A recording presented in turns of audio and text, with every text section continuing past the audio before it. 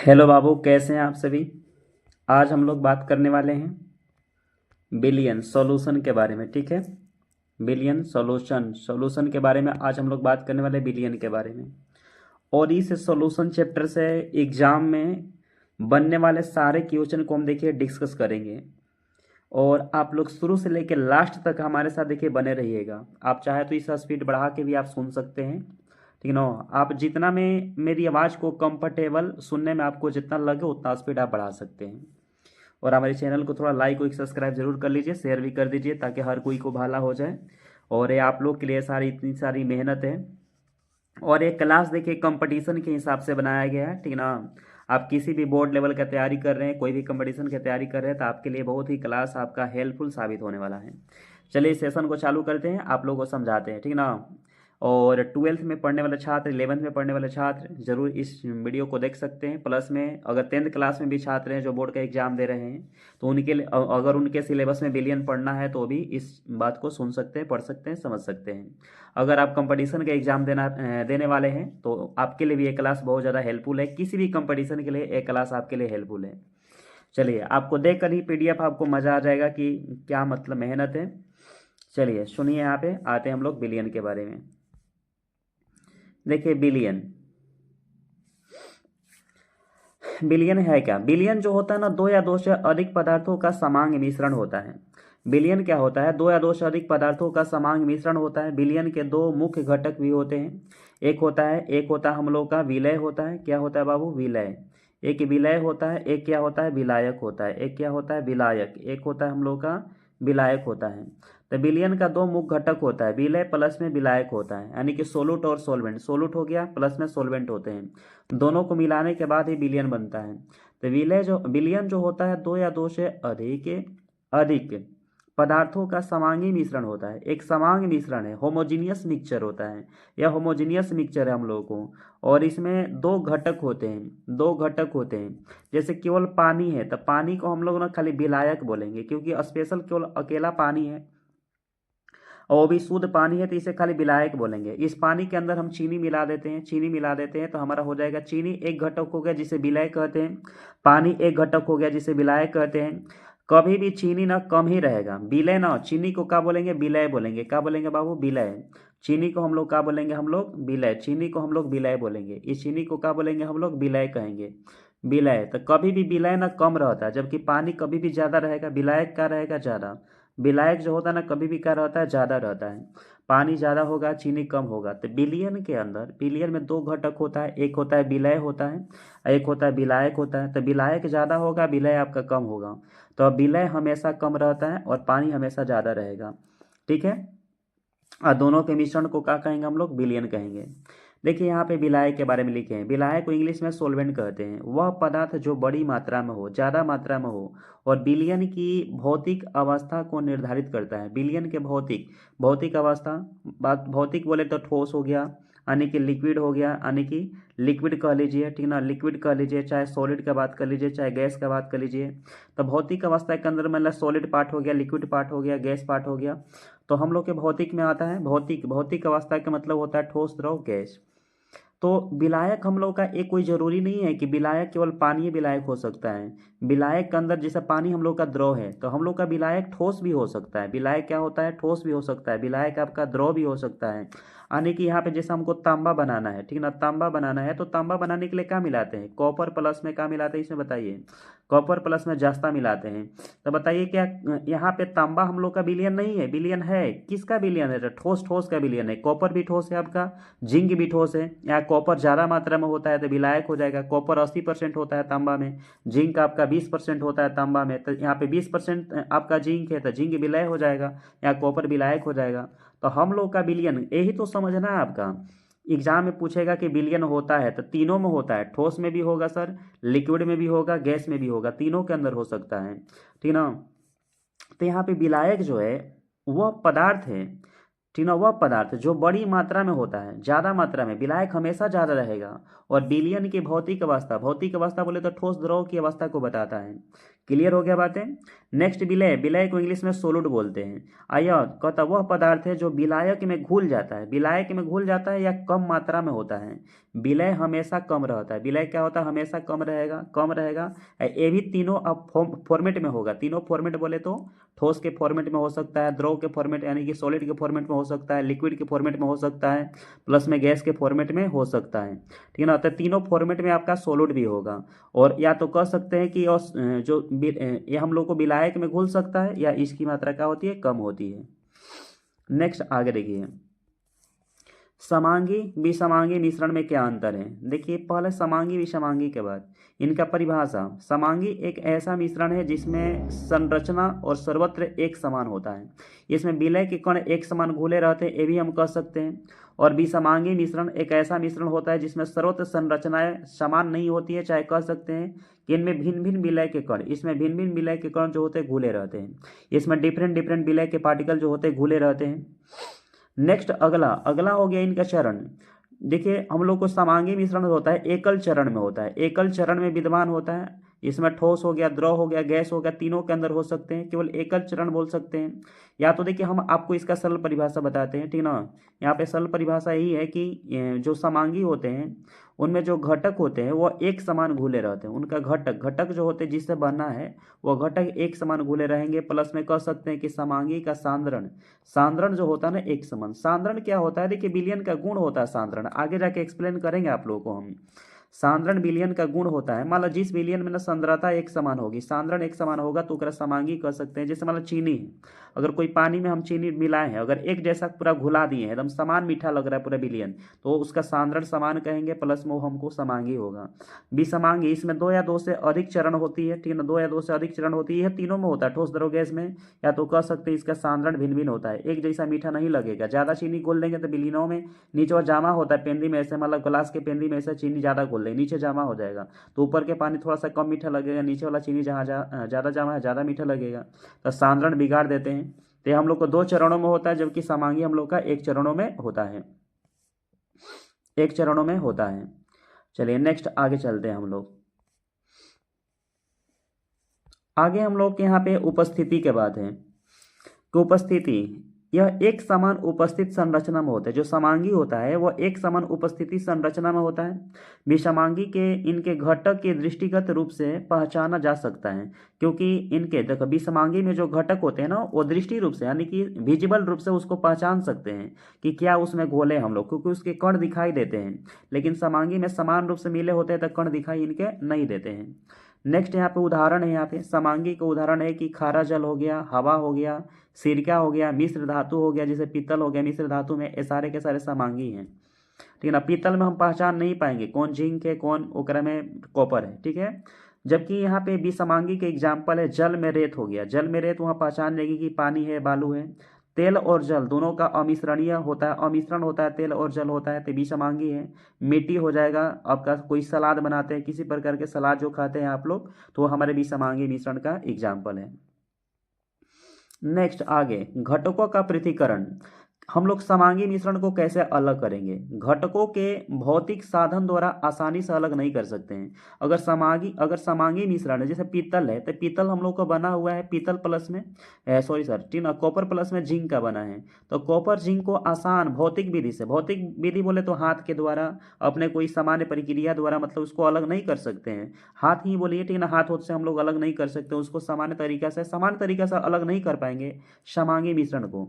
जबकि यहाँ पे जो हम लोग को विषमांगी मिश्रण होता है, इनके घटक को अक्सर सरल विधि से हम लोग क्या करते हैं, अलग कर सकते हैं, सामान्य विधि से भौतिक विधियों से अलग कर सकते हैं। जैसे निस्यंदन मैंने छान करके फिल्टर करना, छानना, बताइए छानना क्या है, एक भौतिक विधि है, थोड़े है कि वहाँ पे केमिकल मिला रहे हैं, नहीं मिला रहे हैं। छानना आपका निस्यंदन करना फिल्टर करना एक भौतिक प्रक्रिया है, तो भौतिक विधि से इसको हम लोग अलग कर सकते हैं।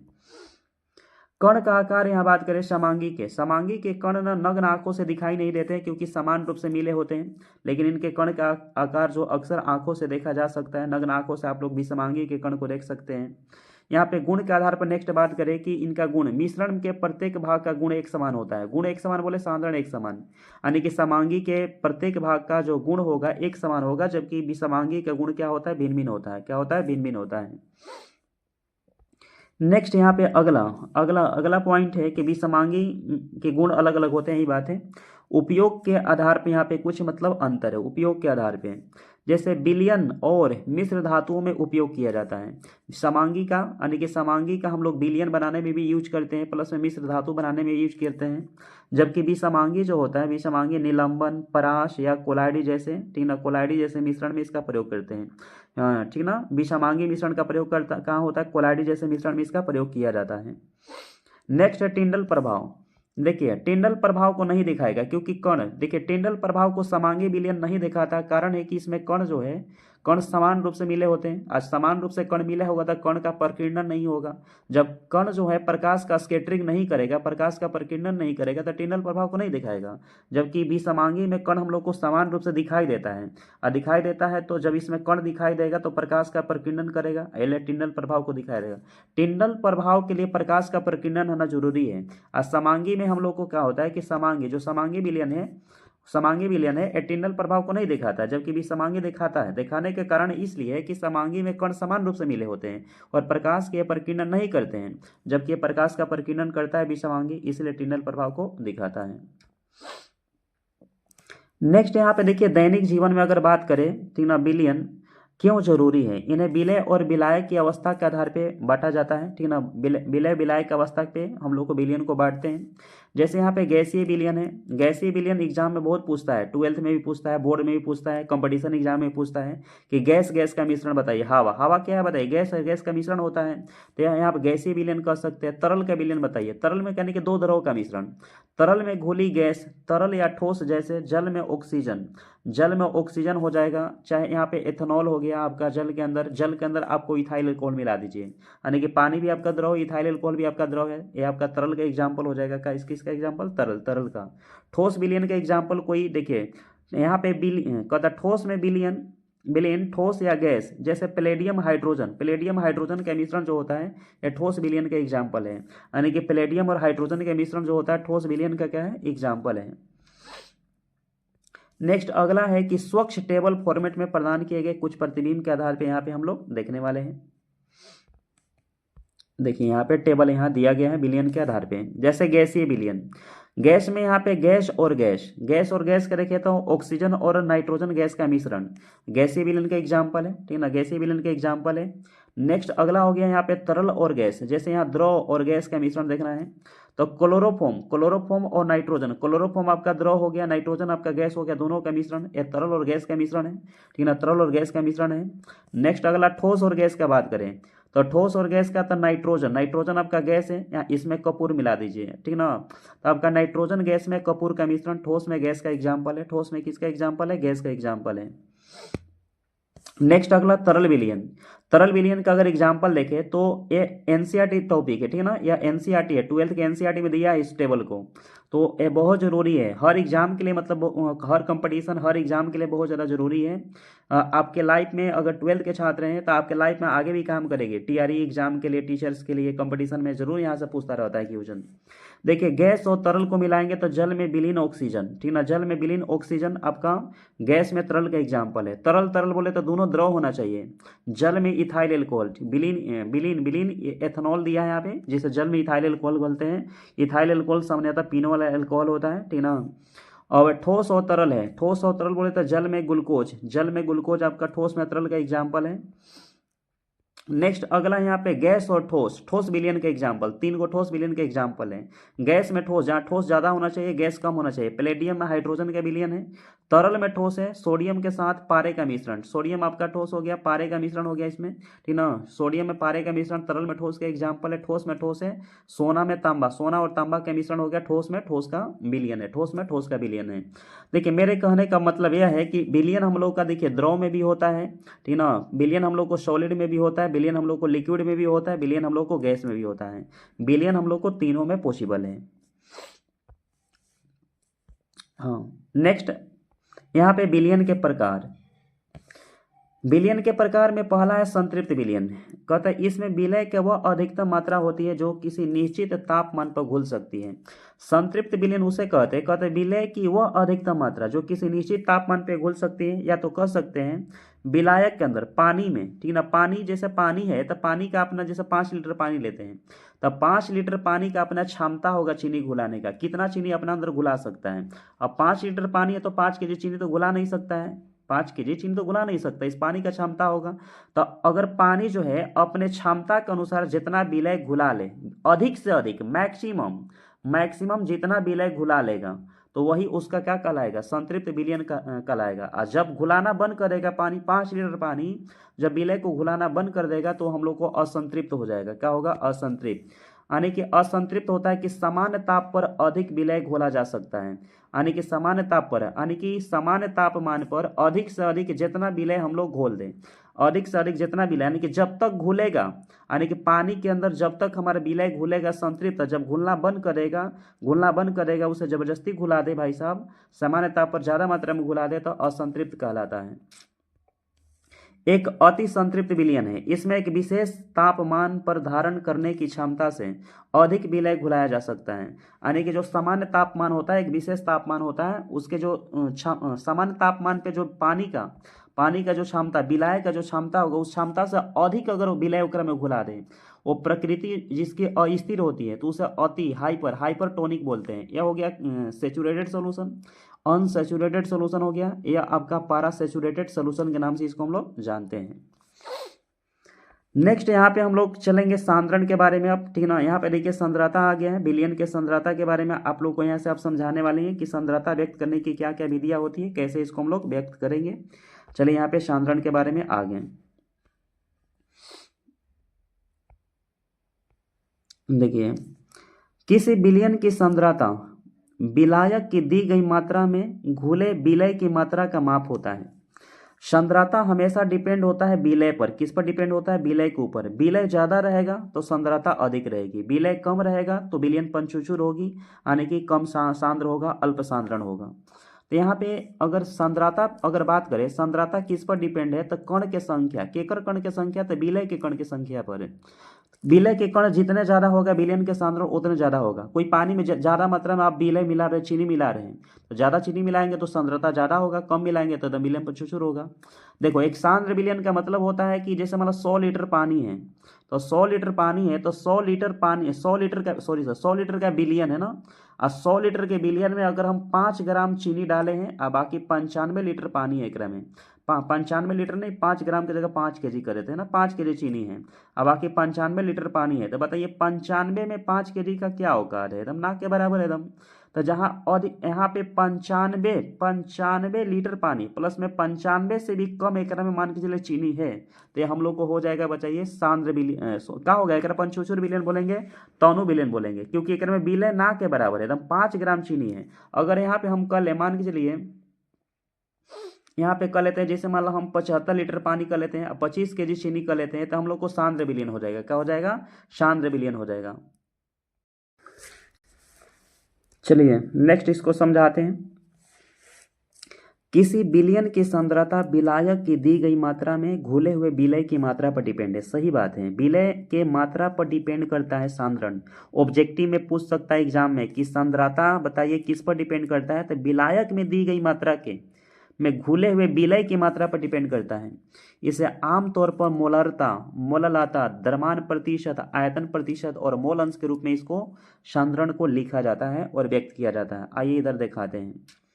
जैसे मोलारिटी है, ठीक है ना, मोलारिटी इसे बड़ा एम से डिनोट करते हैं, बड़ा एम से डिनोट किया जाता है, और ये ताप से प्रभावित होता है मोलरता, ठीक है ना, ताप से प्रभावित होगा आपका, ताप से प्लस में घनत्व से प्रभावित होता है मोलरता। मोलरता बराबर होता है नंबर, ठीक है ना, मोल ऑफ सोलूट, ठीक है ना, मोल ऑफ सोलूट। यहाँ पे नंबर ऑफ मोल होना चाहिए, अब बटा में यहाँ पे विलयन का आयतन, विलयन का आयतन।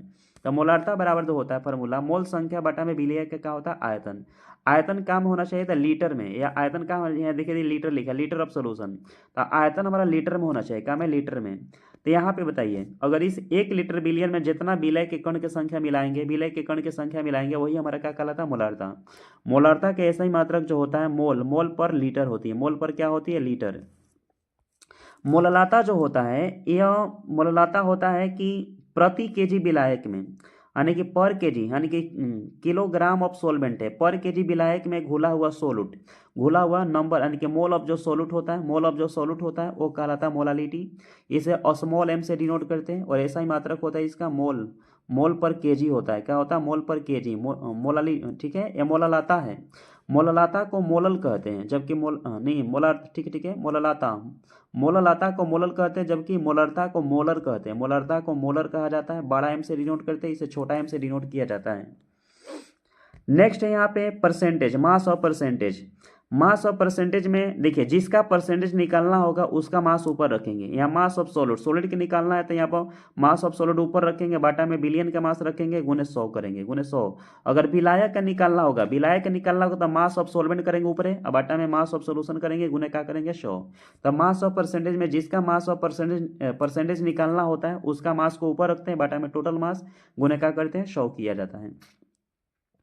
उसी प्रकार यहाँ पे ठीक ना, वॉल्यूम ऑफ परसेंटेज, तो वॉल्यूम ऑफ सोलूट बटा में वॉल्यूम ऑफ सोल्यूशन गुने 100। उसी प्रकार यहाँ पे अगर यहाँ पे वॉल्यूम ऑफ परसेंटेज नाम रखेगा एग्जाम में कि सोलूट का बताइए प्रतिशत सांद्रण निकाले, तो सोलूट का निकालने के लिए कहेगा तो वॉल्यूम ऑफ सोलूट बटा में बिलियन का सोल्यूशन है, गुने 100 करेंगे। अगर विलायक का कहेगा तो यहाँ पे वॉल्यूम ऑफ सोलवेंट करेंगे, बाटा में वॉल्यूम ऑफ सोल्यूशन गुने 100 करेंगे, ठीक ना। अगर सोलवेंट का पूछेगा तो ऊपर सोलवेंट रखेंगे, नीचे रखेंगे सोल्यूशन। नीचे हमेशा सोल्यूशन होगा, चाहे आयतन हो चाहे मास हो, हमेशा नीचे सोल्यूशन रहेगा। ऊपर में कौन रहेगा? तो ऊपर में आपका या तो सोल्यूट रहेगा या तो आपका सोलवेंट रहेगा। क्या रहेगा? सोलवेंट रहेगा। अब यहाँ पे फ्रैक्शन, फ्रैक्शन को ना देखिए बड़ा एक्स से डिनोट किया जाता है। मैक्सिमम फ्रैक्शन 1 होता है, मिनिमम फ्रैक्शन क्या होता है? 0 होता है। फ्रैक्शन का हमेशा जो मोल फ्रैक्शन जो होता है इसका हमेशा आंसर ना 1 से लेके 0 के बीच में आता है। 1 से लेके कितना आएगा? 0 के बीच में आएगा। मैक्सिमम 1 मोलंस हो सकता है, मिनिमम आपका 0 मोलंस हो सकता है। चाहे बिलियन के अंदर कितना भी, मतलब कोई सोल्यूशन है, कोई बिलियन है, चाहे एकरा में कितना भी घटक का है ना डाल दें, उसका मैक्सिमम मोल फ्रैक्शन 1 और मिनिमम मोल फ्रैक्शन क्या हो जाएगा? 0। देखिए मोल फ्रैक्शन बराबर जिसका मोल फ्रैक्शन निकालना होगा उसका हम मोल नंबर ऊपर लिखेंगे, बटा में टोटल मोल नंबर का क्या लिखेंगे? योग लिखेंगे। यानी कि मोल ऑफ कंपोनेंट ए का निकाल रहे हैं तो ए का कंपोनेंट का मोल नंबर ऊपर, बटा में टोटल मोल ऑफ कंपोनेंट लिखेंगे। जैसे यहाँ पे लिख के बताते हैं, मोल अंश यहाँ पे ए का निकाल रहे हैं तो ए का मोल संख्या मान लो हम N1 मान लेते हैं, N1 है तो बटा में उस बिलियन में अगर 2 घटक डाले हैं, 2 कंपोनेंट डाले हैं तो पहला ए कंपोनेंट का मोल नंबर N1 और यहाँ पे बी कंपोनेंट का मोल नंबर है N2 मान लेते हैं। तो मोल फ्रैक्शन का जो परिणाम होता है उसी कंपोनेंट के मोल नंबर का प्रति इकाई कुल मोल नंबर का योग के बराबर होता है। कुल मोल नंबर के योग के क्या होता है? बराबर होता है। और इसका कोई ऐसा ही मात्रक नहीं होती है मोल फ्रैक्शन का। अब यहाँ पे देखिए, जैसे 5 ग्राम NaCl, ठीक ना, इसका मोलर मास है, ठीक ना, 58.44 ग्राम पर मोल, पर्याप्त जल में मिलाकर 250 ml के विलयन तैयार किया गया है, तो मोलरता निकालना है यहाँ पे। तो बताइए इसका मोलर मास यहाँ है, यहाँ पे 5 ग्राम, ये 5 ग्राम हम लोग को क्या है सर? NaCl का दिया हुआ द्रव्यमान है, ठीक ना। मोलरता बराबर फॉर्मूला होता है मोल संख्या बटा में, ठीक ना, बिलियन का आयतन होता है वो लीटर में। यहाँ पे मोल, ये जो एन है, एन ये मोल संख्या फॉर्मूला होता है दिया हुआ द्रव्यमान बटा में आणविक द्रव्यमान। तो यहाँ दिया हुआ द्रव्यमान 5 ग्राम है और आणविक द्रव्यमान जो है 58.44 ग्राम है। और आयतन कितना है? यहाँ पे आयतन है 250 ml है। ml को किस में बदल लेंगे? लीटर में बदल लेंगे। और लीटर में बदल के जब इसको हल करेंगे तो इतना हम लोग का आंसर आ जाएगा यहाँ पे, ठीक है ना, आ जाएगा यहाँ पे। तो अभी तो आंसर बनाया नहीं है, नीचे देखिए हल हुआ है, यहाँ पे देखिए, यहाँ पे हल हुआ है, ठीक ना। यहाँ पे देखिए ये तो हम लोग को मोल निकाला है कि कितना मोल होगा, ठीक ना। मोल निकालने के लिए कहा ये दिया हुआ द्रव्यमान है 5 ग्राम, 58.44 ग्राम उसका आणविक द्रव्यमान है। यहाँ भाग दिए थे, मोल निकल के आ गया, मोल निकल के आ गया तो इसका मोल में इस आयतन से देखिए 1000 आयतन यहाँ पर ना ml में है 250 यहाँ क्वेश्चन देखिए ml में है, इसको लीटर में कन्वर्ट करेंगे, लीटर में कन्वर्ट करेंगे तो 0.250 लीटर हो जाएगा, तब भाग देंगे तब इतना आपका मोलरता के ऐसा ही मात्रक मोल पर लीटर भी होता है, चाहे बड़ा एम लिख सकते हैं। औसत परमाणु द्रव्यमान, किसी तत्व का औसत परमाणु द्रव्यमान उस तत्व के समस्थानिकों के परमाणु द्रव्यमान का भारिक औसत होता है। किसी तत्व का औसत परमाणु द्रव्यमान जो होता है उस तत्व के समस्थानिकों के परमाणु द्रव्यमान का भारित औसत होता है। क्या होता है? भारित औसत होता है। अब यहाँ पे देख लीजिए, क्लोरीन के दो प्राकृतिक रूप से पाए जाने वाले समस्थानिक, क्लोरीन का पहला समस्थानिक होता है, ठीक है ना, Cl1735 जो प्रकृतिक में अप्रोक्सीमेटली 75% 76% के करीब है और द्रव्यमान इसका होता है 34.969 AMU।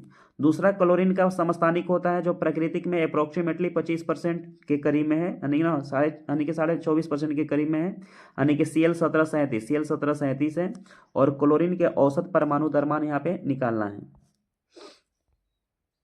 देखिए क्लोरीन का यहाँ पे औसत परमाणु द्रव्यमान दोनों समस्थानिक यहाँ पे औसत परमाणु द्रव्यमान का गुणनफल प्लस में औसत परमाणु द्रव्यमान का गुणनफल है, प्लस में यहाँ पे देखिए थोड़ा सा बैक आइए,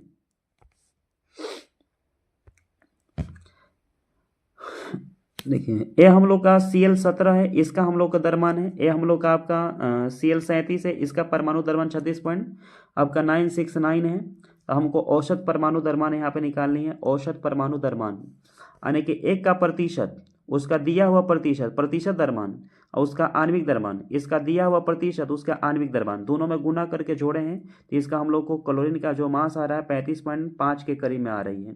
तो क्लोरीन के जो हम लोग को औसत द्रव्यमान 35.5 जो है ना, क्लोरीन का जो आणविक द्रव्यमान है औसत द्रव्यमान है।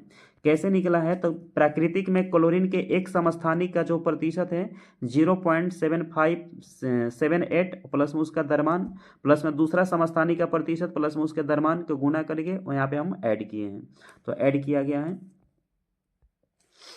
चलिए अब यहाँ पे मोल अवधारणा, मोलर द्रव्यमान। मोल रसायन विज्ञान की एक मौलिक इकाई होती है जो एक मोल में कोई अवोगाड्रो संख्या के बराबर होता है। एक मोल 6.022 × 10⁻23। एक मोल जो होता है ना, अगर एक मोल का बात करें तो एक मोल हम लोग का, ठीक ना, यह हम लोग के एक मोल संख्या को भी रिप्रेजेंट करता है, कोई परमाणु की संख्या, अणु की संख्या, आयन की संख्या, या द्रव्यमान को भी रिप्रेजेंट करता है, प्लस में आयतन को भी एसटीपी पर और एनटीपी पर आयतन को भी रिप्रेजेंट करता है। देखिए यहाँ पे मोलर द्रव्यमान किसी पदार्थ के एक मोल की द्रव्यमान होती है, इसे ग्राम पर मोल में लिखा जाता है। मोलर द्रव्यमान जो होता है किसी पदार्थ का एक मोल का द्रव्यमान होता है, इसे ग्राम पर मोल में लिखा जाता है। जैसे 18 ग्राम जल H2O के कितने मोल मौजूद हैं, तो अगर किसी का मोल निकालना होता है तो मोल बराबर होता है दिया हुआ द्रव्यमान बटा में आणविक द्रव्यमान। जैसे यहाँ पे जल का 18 ग्राम दिया हुआ द्रव्यमान है, जल का आणविक द्रव्यमान भी 18 होता है, भाग दे देंगे तो कितना हो जाएगा 1 मोल आ जाएगा। यहाँ पे देखिए, यहाँ पे 1 मोल आ जाएगा। तो यहाँ पे मोलर द्रव्यमान पहले निकाला हुआ है, जल का 18 आ गया, अब इसको निकाला गया यहाँ पे लगभग में अप्रोक्सीमेटली में 1 के करीब है, 1 मोल आएगा अप्रोक्सीमेटली में। प्रतिशत सांद्रण,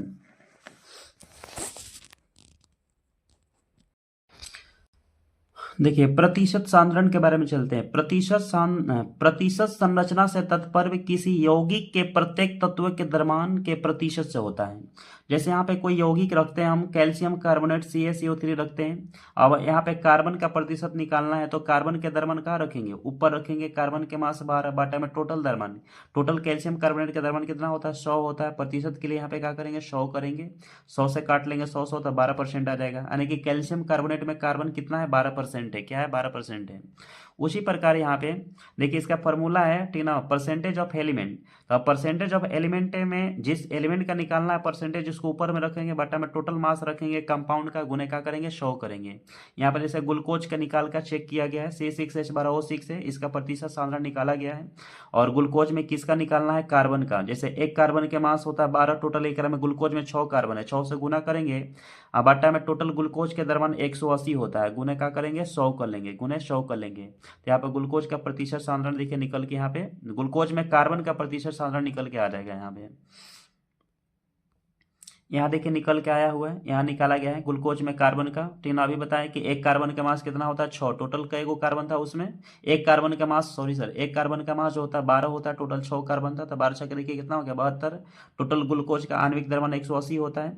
जिसका देखिए कोई भी कंपाउंड हो, जैसे C6H12O6 है तो ग्लूकोज है, इसमें हाइड्रोजन के निकालना है तो हाइड्रोजन के मास ऊपर रखेंगे, बटा में टोटल मास रखेंगे, टोटल मास रखेंगे, गुने क्या करेंगे? 100 करेंगे, तो प्रतिशत सांद्रण यहाँ पे निकल के आ जाएगा। देखिए मोललाता प्रति किलोग्राम विलायक में विलय की मोल संख्या होती है। मोललाता को छोटा m से डिनोट करते हैं। यहाँ पे होता है नंबर ऑफ सॉल्यूट का मोल बटा में होता है विलायक का द्रव्यमान केजी में, विलायक का द्रव्यमान होता है केजी में। तो मोललाता जो होता है प्रति किलोग्राम विलायक में घुले हुए विलय की मोल संख्या होती है, विलय की मोल संख्या होती है। इस पर देखिए एक न्यूमेरिकल भी बनाया गया। यहाँ पे 10 ग्राम KCl है, उसका मोलर द्रव्यमान 74.55 ग्राम पर मोल है। 500 ग्राम जल में घोला जा रहा है, ग्राम में है तो इसको केजी में कन्वर्ट करेंगे क्योंकि केजी में देखिए लिखना है। तो ये पहले तो इसका मोल निकाल लेंगे। इसका मोल कितना होगा, दिया हुआ द्रव्यमान 10 ग्राम है, मोलर द्रव्यमान 74.55 है, तो 74.55 ग्राम से भाग देके इसका मोल निकाल लिया 0.1342 मोल, इतना मोल आ गया। अब इसको हम लोग क्या निकालेंगे, इसका हम लोग मोललाता निकालेंगे। मोललाता निकालेंगे यहाँ पे, मोललाता के लिए मोललाता एक कॉन्सेप्ट दोबारा देखिए, हाँ यहाँ पे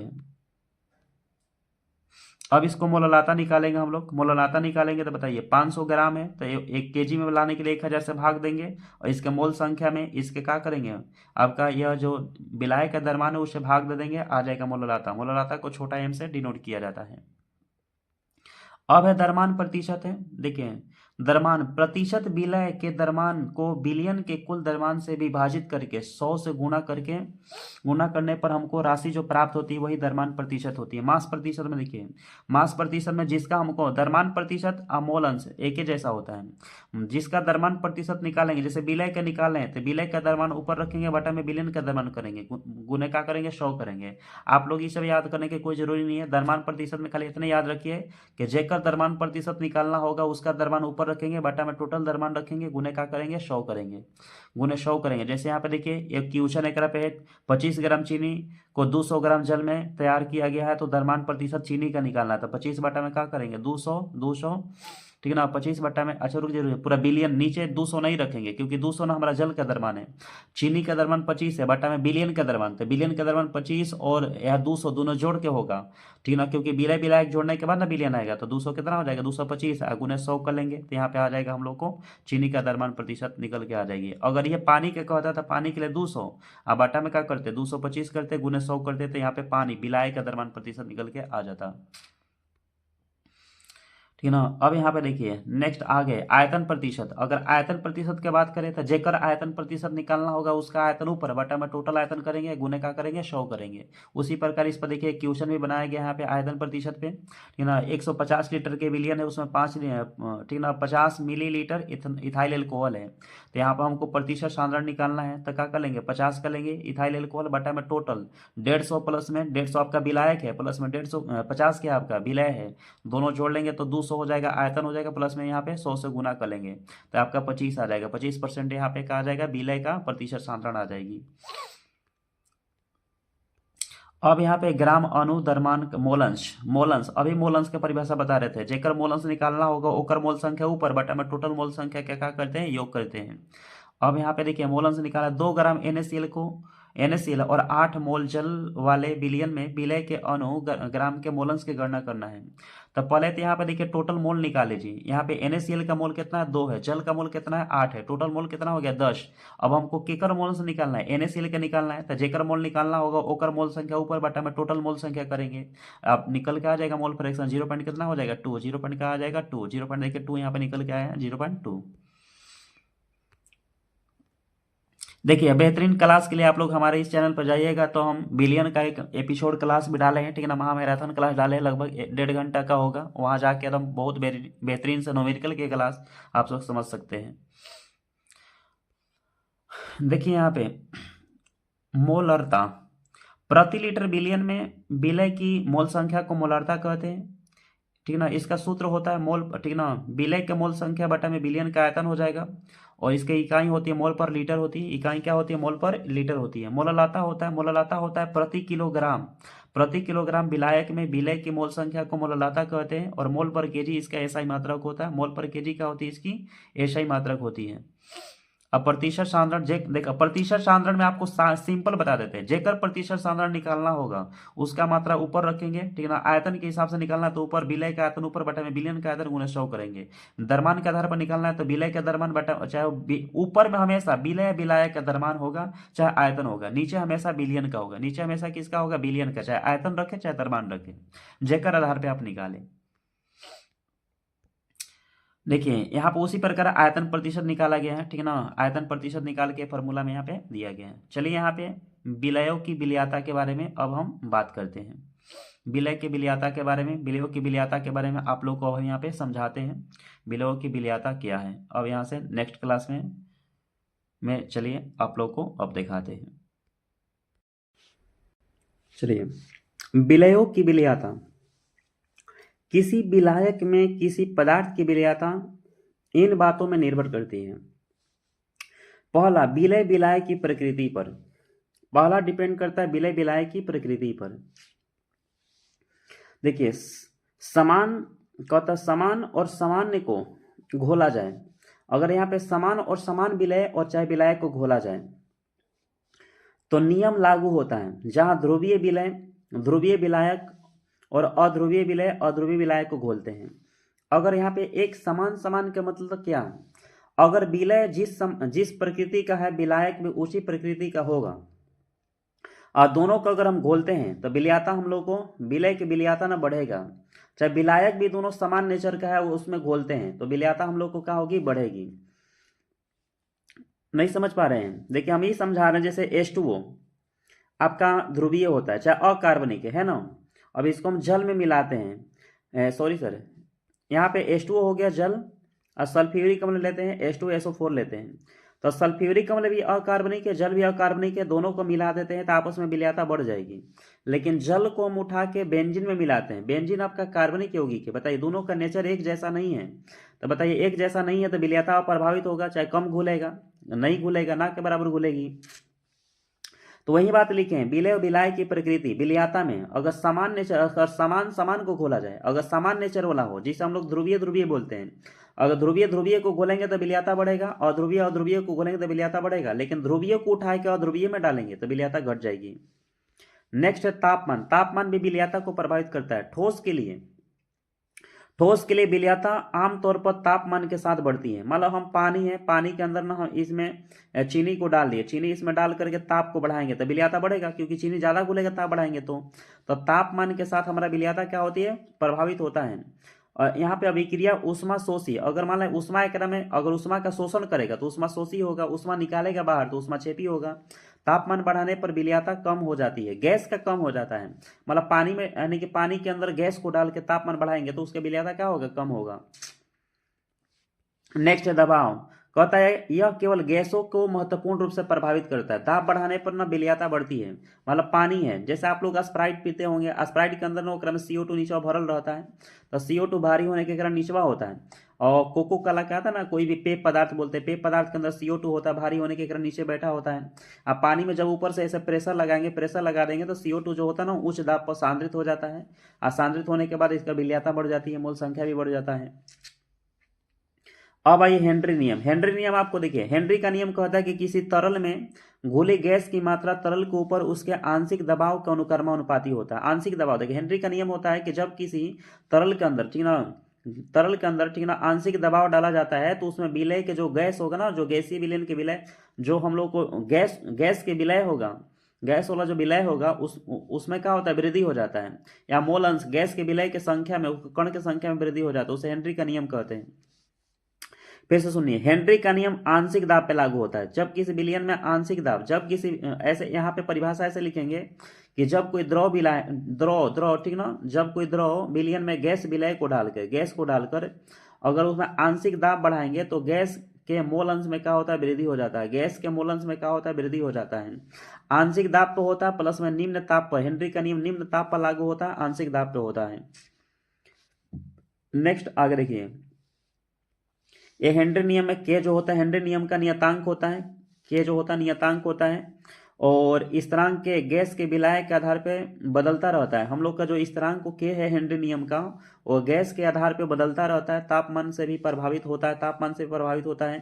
के की इकाई होती है मोल लीटर पर, मोल प्रति लीटर ATM होती है के का जो हेनरी नियतांक ऐसा ही मात्रक है। हेनरी नियम का अनुप्रयोग है पेय पदार्थों में कार्बोनेशन। जैसे सोडा निर्माता पेय पदार्थों को कार्बोनेट करने के लिए कार्बन डाइऑक्साइड को के दबाव पर संयोजित करता है। जैसे पेय पदार्थ के बोतल होते हैं ना, तो उसमें CO2 को मिला करके उच्च दाब पर उसका ढक्कन को बंद कर दिया जाता है। दूसरा है स्कूबा डाइविंग, उच्च दबाव में सांस लेने वाले गैसों के प्रभाव को समझने और डिकम्प्रेशन बीमारी को रोकने के लिए वहाँ पे हेनरी नियम का प्रयोग होता है। चाहे हम लोग जब सांस लेते हैं ना, हाई प्रेशर लेते हैं तो वहाँ पे गैस जो होता है ना, हाई प्रेशर, वहाँ उच्च दाब पर जो है वहाँ लंग्स के पास जो होता है मिश्रित होता है ब्लड के साथ। नेक्स्ट अगला है, चाहे ऐसे भी कर सकते हैं आप लोग, जैसे जब कोई गोताखोर समुद्र के अंदर जो कोई तैराक करता है समुद्र के अंदर, तो अपने कंधे पर ऑक्सीजन सिलेंडर को प्लस में हीलियम गैस को लेके जाता है, क्योंकि वहां पे दबाव रहता है पानी का दबाव होता है, तो पानी के दबाव को कम करने के लिए हीलियम गैस का प्रसार किया जाता है, ताकि पानी के दबाव कम रहे, व्यक्ति आसानी से तैर सके, तो वहां पे हेनरी नियम लागू होता है। चिकित्सा में, ठीक है, चिकित्सा क्षेत्रों में गैसों को प्रसारित के गैस प्रसारित गैसों के खुराक की गणना करने के लिए हेनरी नियम का क्या किया जाता है, प्रयोग किया जाता है। विलयता के प्रभाव, गैसों की विलयता दाब में वृद्धि के साथ साथ बढ़ती है और तापमान की वृद्धि के साथ साथ घटती है। दाब बढ़ेगा तो बढ़ेगी और तापमान, गैस की विलयता तापमान के साथ घटती है, लेकिन ठोस की विलयता अगर तापमान का बात करें तो वो बढ़ेगी, क्योंकि ठोस डाल के पानी के अंदर चीनी डाल के तापमान बढ़ाएंगे तो विलयता तो बढ़ेगा, और गैस डाल के तापमान बढ़ाएंगे तो विलयता घटेगी। हेनरी नियम का सीमा है कि उच्च सांद्रण पर गैस की आर्द्र सतह, मतलब उच्च गैस सांद्रण तथा वायु उच्च गैस सांद्रण या बहुत कम तापमान पर हेनरी से विचलन होता है, क्योंकि विलायक के साथ अंतःक्रिया के तुलना में गैस अणुओं के बीच में अंतःक्रिया महत्वपूर्ण होती है। ठीक है, हम लोग को यह हेनरी नियम का दोष है कि रासायनिक रूप से अभिक्रियाशील गैसों पर लागू नहीं होता हेनरी का नियम। यह हम लोग को राउल्ट का नियम है। देखिए राउल्ट का नियम आपको इसमें क्या लिखा है, कोई मतलब नहीं है, देखिए आपको समझा देते हैं। राउल्ट का नियम होता है कि विलयन के जो घटक का दाब होता है, विलयन के घटक का दाब अपने शुद्ध घटक के दाब और मोलन्स के गुणनफल के क्या होता है, बराबर होता है। इसी को राउल्ट का नियम कहते हैं। देखिए पढ़ते हैं, यहाँ पे लिखा है, राउल्ट का नियम किसी विलयन के वाष्प दाब को उसके घटक के मोल अंश से संबंधित होता है। एक आदर्श विलयन में वाष्पशील द्रव के लिए वाष्प दाब घटकों के आंशिक दाब का योग के बराबर होता है। जिसे घटक का दाब है यहाँ पे, तो घटक के जो दाब होता है ना, ये टोटल निकाला है ना, ऐसे इसका फॉर्मूला होता है, ठीक है, टोटल निकाला है यहाँ पे। इसका दाब होता है कि घटक का जो दाब होता है अपने शुद्ध घटक के दाब और मोलन्स के गुणनफल के क्या होती है, बराबर होती है। इसी को हम लोग कहते हैं राउल्ट का नियम कहते हैं। यहाँ पे आदर्श विलयन देखिए उसे कहते हैं जैसे बेंजीन टालुइन का मिश्रण आदर्श होगा। अगर एक समान मतलब नेचर के दो अगर अभिकर्मक को जो दो हम लोग विलयन को मिलाएंगे तो हम लोग का आदर्श विलयन जो राउल्ट के नियम को पालन करे, और गैर अनादर्श बोलते हैं जो राउल्ट के नियम को पालन नहीं करता उसे गैर अनादर्श बोलते हैं, ठीक ना। और अनादर्श का भी प्रकार होता है, गैर अनादर्श का धनात्मक विचलन का अनादर्श, ऋणात्मक विचलन का अनादर्श होता है, ठीक ना। और आदर्श विलयन में जो ऊष्मा परिवर्तन होगा, ठीक ना, ऊष्मा बोले डेल्टा एच, ताप परिवर्तन डेल्टा टी, आंतरिक ऊर्जा परिवर्तन डेल्टा यू, सबके सब ना जीरो होता है। लेकिन गैर अनादर्श में कोई जीरो नहीं होता है, चाहे ऊष्मा परिवर्तन हो, ताप परिवर्तन हो, आंतरिक ऊर्जा परिवर्तन, कोई शून्य के बराबर प्राप्त नहीं होता है। इसके बाद अनुसंख्यक गुणधर्म है, ठीक ना। अनुसंख्यक गुणधर्म को हम लोग अगले लास्ट एपिसोड एक और लेके आएंगे, उसमें आप लोग को हम पढ़ाएंगे, एक में बताएंगे, ठीक ना। थोड़ा सा क्लास